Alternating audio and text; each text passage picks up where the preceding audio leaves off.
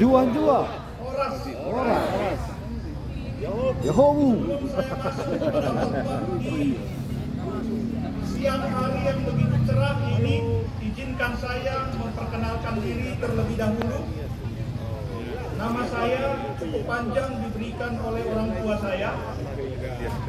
Andar Bobos Mangarana Parlindungan Pasaribu.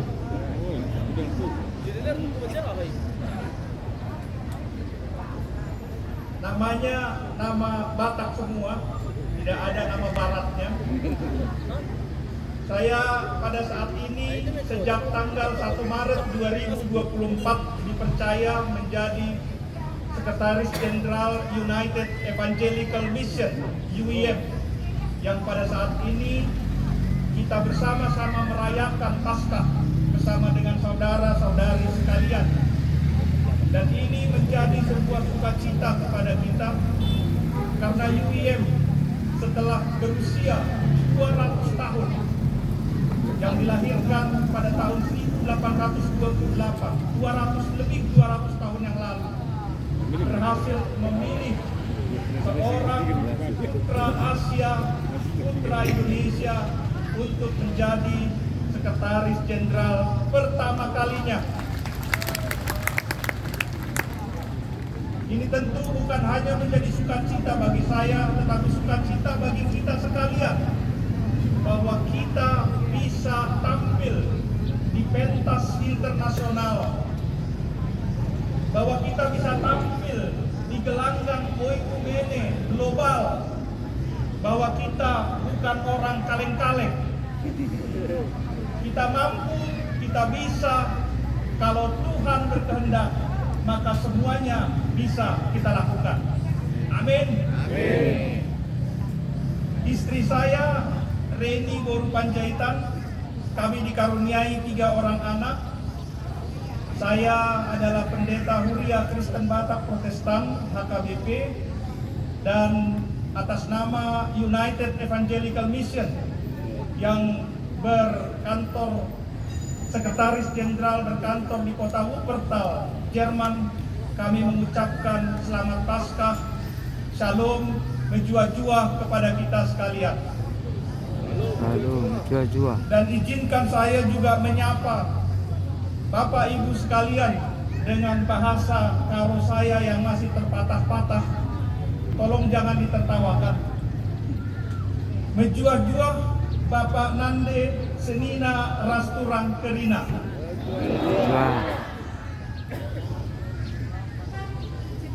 Baru itu aja yang saya pelajari. Jangan tanya lebih dari itu.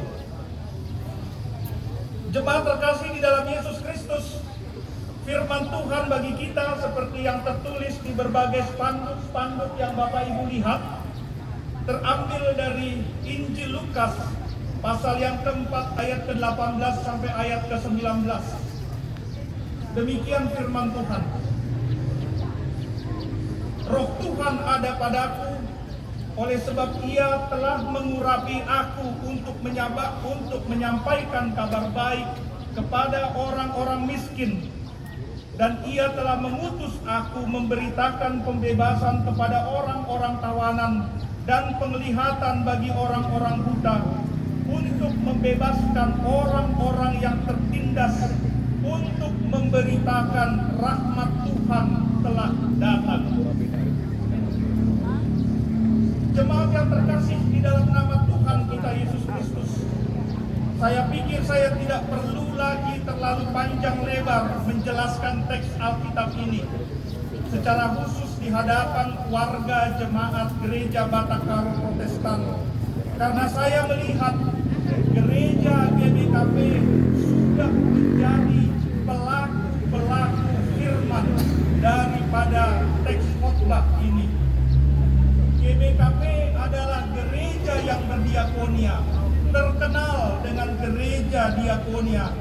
Itu adalah kekuatan gereja ini. Ketika saya memulai pekerjaan saya di UEM tahun 2014 lalu, Bapak Ketua Moderamen pada saat itu, Bapak Matius Barus, sudah dengan jelas menerangkan apa yang dilakukan GBKP terhadap para pengungsi dan korban erupsi Gunung Sinabung. Gereja ini bahkan telah memiliki bank perkreditan rakyat yang membantu perekonomian bukan hanya warga Kristen, tapi juga warga non-Kristen. Dan bank ini termasuk yang terbaik. Dan ketika pada waktu tahun 2021 lalu, GBKP sedang sibuk-sibuknya mengurus pengungsi akibat letusan Gunung Sinabung. Tetapi ketika gereja ini mendengar ada banjir bandang di Jerman tahun 2021 lalu, mereka segera mengumpulkan sumbangan untuk saudara-saudari mereka di Jerman. Dan ini menjadi viral di mana-mana. Karena kita yang biasa menerima, kemudian bisa memberi bahkan kepada orang-orang Jerman karena bencana alam itu. Karenanya mari kita sejenak mendengarkan apa yang dimaksud oleh firman Tuhan pada hari ini. Yang pertama, Bapak Ibu sekalian, Roh Tuhan adalah roh yang dinamis dan yang melayani dengan kreatif. Belakangan ini sering kita mendengar bahwa gereja-gereja tidak memiliki Roh Kudus.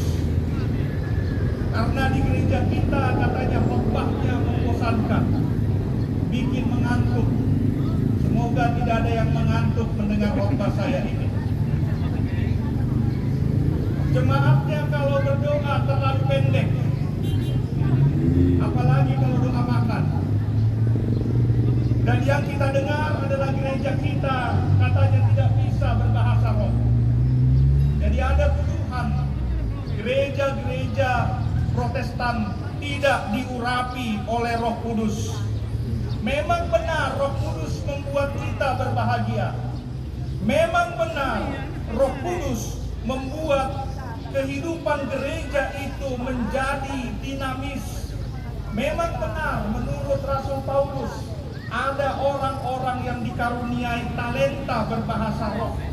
Namun yang terpenting menurut firman Tuhan di siang hari ini bahwa kehadiran Roh Kudus itu terlihat ketika gereja itu mampu menyampaikan kabar baik kepada orang-orang miskin. Inilah wujud Roh Kudus yang sesungguhnya yang hadir di dalam persekutuan gereja-gereja itu.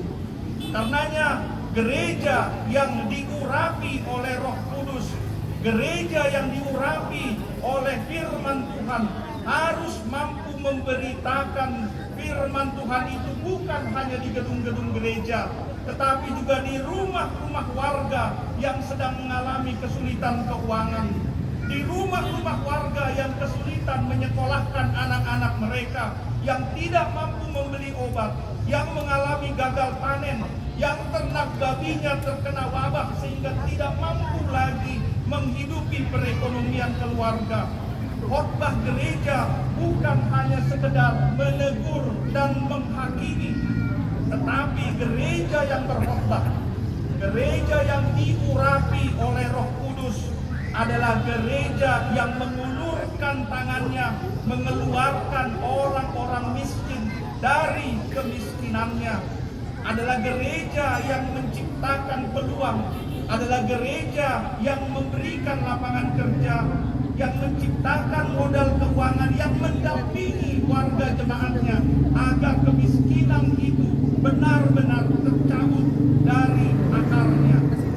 Pada saat ini kita merayakan Walk a Mile karena kita mengingat begitu banyak anak-anak pada saat ini yang putus sekolah, anak-anak korban perang di Asia, Afrika, mereka yang kehilangan orang tua karena kemiskinan, karena krisis. Dan pada saat ini kita diminta untuk menghadirkan Roh Kudus itu dengan memberikan dukungan kepada anak-anak yang pada saat ini sedang berada di dalam situasi mencemaskan. Kemarin saya mengunjungi Alpha dan Omega untuk pertama kalinya, dan saya sangat takjub dengan infrastruktur yang telah dibangun oleh GBKP sebagai wujud kepedulian, sebagai wujud perhatian mereka kepada anak-anak yang membutuhkan perhatian. Bapak Ibu sekalian, Roh Kudus itu hadir di mana-mana. Roh Kudus hadir di dalam gereja. Roh Kudus bukan hanya hadir ketika orang mampu berbahasa roh, tapi Roh Kudus juga hadir di perkebunan jeruk warga Karo, warga GBKP yang sedang panen. Kalau ada panen, itu karena Roh Kudus bekerja. Ada amin? Amin. Karenanya kalau ada panen jeruk, panen durian, panen apalagi? Jagung. Jangan lupa berbagi dengan hamba Tuhan. Itu kehadiran Roh Kudus. Jadi kehadiran Roh Kudus adalah gereja yang bersaksi, yang melayani dan membebaskan umatnya. Yang kedua, gereja yang diurapi oleh Roh Kudus adalah gereja yang tidak melupakan sejarahnya. Presiden pertama Indonesia, Soekarno, mengatakan jas merah. Jangan sekali-kali melupakan sejarah. Salah satu persoalan besar dari gereja kita adalah kita terlalu sibuk mengurus diri kita sendiri, memikirkan diri kita sendiri, dan kita sering merasa bahwa kita adalah orang yang paling menderita di dunia ini, yang paling sakit, yang paling sulit, sehingga kita sulit untuk bersyukur, sehingga kita sulit untuk berbagi. Dan kalaupun kita mau berbagi, kita berbagi hanya kepada orang-orang yang dekat dengan kita, hanya kepada gereja kita sendiri, hanya kepada keluarga kita. Dan kita lupa bahwa begitu banyak penderitaan terjadi di muka bumi ini, begitu banyak kesulitan terjadi di gereja-gereja tetangga kita. Ada korban bencana alam di Kalimantan, ada kekerasan kepada warga masyarakat di Papua, ada kemiskinan di luar negeri, di Afrika. Saya baru kembali dari Kamerun di minggu lalu, dan kami melihat kesulitan hidup itu, dan kami melihat kemelaratan itu yang tidak bisa dibandingkan dengan penderitaan yang kita alami di tempat ini. Masih jauh lebih baik yang kita alami, yang kita hidupi di Indonesia ini. Karenanya Bapak Ibu sekalian, hari ini kita mengadakan Walk a Mile untuk mengumpulkan dana bagi anak-anak di Afrika dan di Asia. Mengapa harus warga Indonesia? Mengapa harus warga GBKP turut memikul beban anak-anak ini?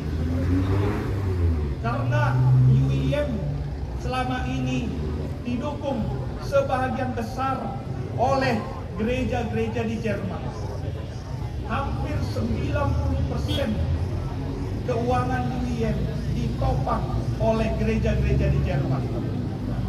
Dan pada saat ini gereja-gereja mulai kosong. Saya agak gugup berkhotbah di hadapan ribuan orang pada saat ini. Karena biasanya kalau di Jerman 50 orang mereka sudah merasa Roh Kudus hadir. Karena kita biasa berkhotbah dengan 5 orang, sudah termasuk pendeta di dalamnya. Ini ribuan. Dan kita melihat ketika semakin berkurang warga jemaat, tentu dukungan dana juga semakin berkurang. Dan karenanya siapa yang akan menopang UIM ini? Kalau 10-20 tahun mendatang, anggaran keuangan di Jerman semakin menipis dan semakin berkurang, tentu UIM adalah tanggung jawab kita semua yang berkumpul pada saat ini. UIM, pelayanan, diakonia global menjadi tanggung jawab kita semua di tempat ini. Karenanya untuk itu UIM mengundang kita untuk benar-benar memberikan yang terbaik sebagai pribadi-pribadi yang diurapi oleh Roh Kudus. Karena saya melihat masa depan kekristenan global ini bukan lagi di Eropa. Masa depan gereja-gereja bukan lagi di Jerman, bukan lagi di Belanda. Tapi masa depan gereja-gereja ada di Tanah Karo. Masa depan gereja-gereja ada di Sumatera Utara, ada di Indonesia, ada di Asia. Tapi ngomong-ngomong ada pertanyaan, apa sih itu UIM? Saya mau mempanjang lebar UIM. Bapak Ibu bertanya-tanya apa itu? UIM dulu dinamakan Rheinische Missionsgesellschaft, lembaga misi Jerman yang mengutus para misionaris ke Tanah Karo setelah NZG dari Belanda. Mereka para misionaris mendirikan klinik, mendirikan sekolah, mendirikan gereja-gereja sehingga Bapak Ibu boleh hadir pada saat ini. Jangan sekali-kali kita melupakan sejarah. Kalau banyak warga Karo sekarang tinggal sukses, bekerja, memperoleh pendidikan yang tinggi, ada Ibu Bupati di sini, ada juga para pejabat-pejabat tinggi. Kita semua yang bekerja sebagai guru, sebagai dokter, sebagai polisi, dan yang lain sebagainya. Semua dimulai karena Injil masuk ke tanah ini. Karena Tuhan mengutus para misionaris menginjili kita semua di tempat ini, menginjili nenek moyang kita, sehingga kemajuan kita lihat pada saat ini. Karenanya itulah UIM. Sudah banyak warga kita yang terberkati oleh UIM. Ada yang sudah memperoleh beasiswa, ada topangan dana untuk korban Gunung Sinabung, ada pendirian sekolah-sekolah, ada bantuan kepada anak-anak. Tapi kemampuan kami terbatas, Bapak Ibu sekalian. Kami tidak bisa bekerja seorang diri. Kami membutuhkan topangan dana, topangan doa, dan topangan moral dari Ibu dan Bapak sekalian. Karena itu kita akan melihat kehadiran Roh Kudus pada saat ini. Kalau kita merasa diri kita diberkati Tuhan, jangan pelit-pelit untuk membagi berkat itu kepada sesama. Roh Tuhan hadir ketika hati kita terbuka memberi, bukan hanya kepada keluarga kita, bukan hanya kepada gereja kita, tetapi kepada seluruh umat manusia di dunia ini. Karena misionaris Jerman dulu juga tidak pernah berpikir akan tiba di tempat ini, tapi mereka tiba di tempat ini dan mereka tulus melayani di tempat ini. Karenanya sebagai penutup, marilah kita memberikan yang terbaik melalui Walk a Mile ini.